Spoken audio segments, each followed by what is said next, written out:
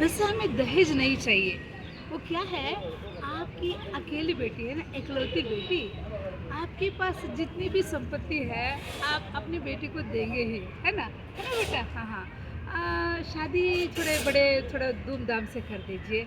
और वैसे हमारे बारात में यही कुछ 2000 लोग आएँगे।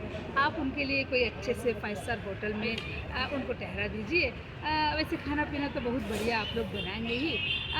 और लड़के के लिए कम से कम कोई 50 लाख वाली एक बड़ी-सी गाड़ी तो होना ही चाहिए, क्योंकि मेरा बेटा ना कोई छोटे-मोटे गार्डन पर तो कभी वो बैठेगा नहीं।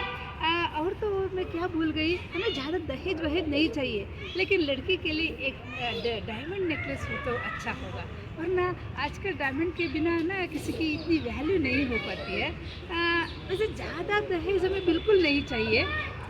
और मैं क्या भूल गई, और तिलक में यही कोई 10-15 लाख के कपड़े तो हो जाएँगे, इतना काफ़ी है।